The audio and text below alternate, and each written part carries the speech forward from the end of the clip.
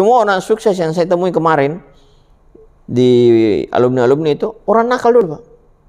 Ada partner saya, dosen di Unhair, doktor dalam ilmu hukum. Sekarang partner saya menulis jurnal. Itu anak nakal dulu. 6 tahun, bukunya cuma 1. Mana orang bisa bayangkan bahwa anak ini bisa jadi dosen, bisa jadi doktor dalam bidang ilmu hukum.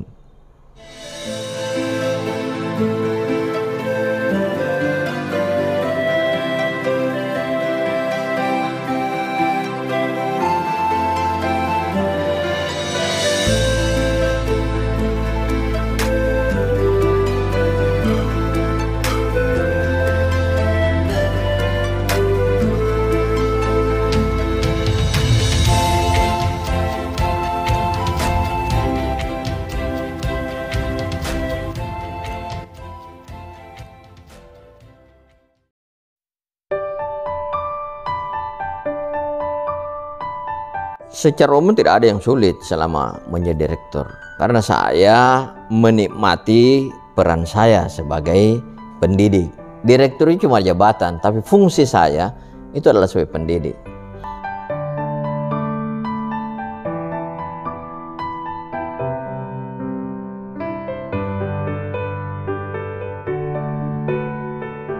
Jadi di pesantren itu kan ada aturan, tapi orang lupa bahwa di atas aturan itu ada akhlak.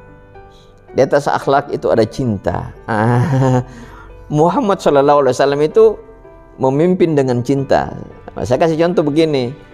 Orang berzina itu harus dirajam. Itu aturannya begitu. Tetapi ketika seorang perempuan datang ke hadapan Rasulullah mengaku berzina dan minta dirajam, Rasulullah tidak menegakkan aturan rajam terhadap dia. Dia katakan, tunggu. Kalau kamu saya rajam sekarang, bagaimana anak yang dalam kandungan? Nah, tunggulah sampai lahir. Begitu lahir, sang perempuan datang lagi. Ya Rasulullah, saya sudah siap dirajam, anakku sudah lahir.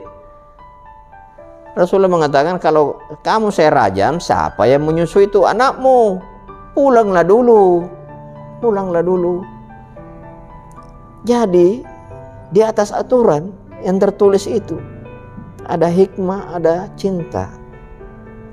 Di situ Rasulullah tidak langsung merajam, Pak. Tidak langsung menegakkan hukum. Dia menegakkan cinta. Di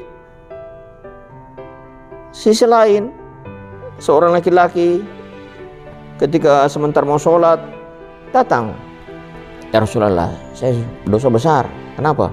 Saya berzina. Rasulullah, kita sholat dulu. Selesai sholat, Umar mengatakan, itu laki-laki tadi itu gimana? Dia kan berzina. Bagaimana dirajam ini? Rasulullah tadi mengatakan, tadi dia ikut sholat enggak? Ikut. Nah, Rasulullah setelah itu diam. Nah, ini hal-hal begini yang orang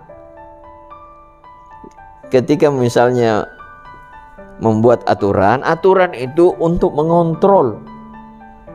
Ya, untuk mengontrol, tidak boleh begini, tidak boleh begini. Kalau kamu merokok melanggar, ya dihukum, tapi jangan dibenci. Ya, kapan Anda bisa merubah orang yang merokok menjadi tidak merokok kalau dasar Anda itu dasar kebencian? Ya.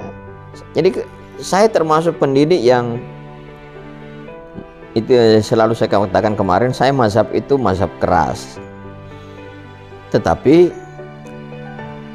waktu saya sampai sekarang di kampus, saya tidak memecat orang. Saya mohon maaf, saya berbeda pendapat itu. Karena begitu kita pecat orang, kita tertutup akses kita untuk membina orang itu. Bahwa saya keras, saya memukul, oke. Ya. Tapi setelah saya termasuk dulu waktu mengajar, semua orang yang terlambat saya hukum. Dan kalau sudah sering terlambat, kadang-kadang saya agak keras lagi. Tapi saya tidak pernah meninggalkan kelas dalam keadaan marah. Semua harus ketawa dulu. Nah, saya tidak tinggalkan kelas kalau belum ketawa semua. Sekedar menunjukkan bahwa kepada santri-santri saya itu saya cinta, bukan saya benci. Kalau saya hari ini kau melanggar, hari ini besok kita ketemu saya jengkel lagi, itu benci, Pak. Malah kadang-kadang tidak melanggar, sudah diponis anak nakal. Ya, nakal itu kan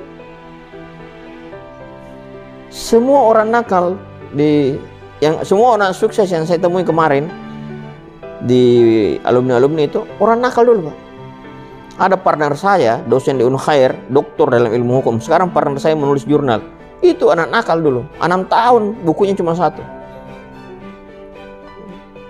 Mana orang bisa bayangkan bahwa anak ini bisa jadi dosen, bisa jadi doktor dalam bidang ilmu hukum. Jadi kita belajar memimpin, ya meskipun 0,0 sekian% dari Rasulullah, dasarnya selalu cinta. Wa yu'allimuhumul kitaba wal hikmah. Jadi fungsi kerasulan itu 2, mengajarkan hal-hal yang tertulis, Alkitab, antum kan dari bahasa Arab. Tapi jangan lupa ada hikmah di situ. Hukum itu mengandung selalu hikmah, kebijakan. Ya, itu Ustaz.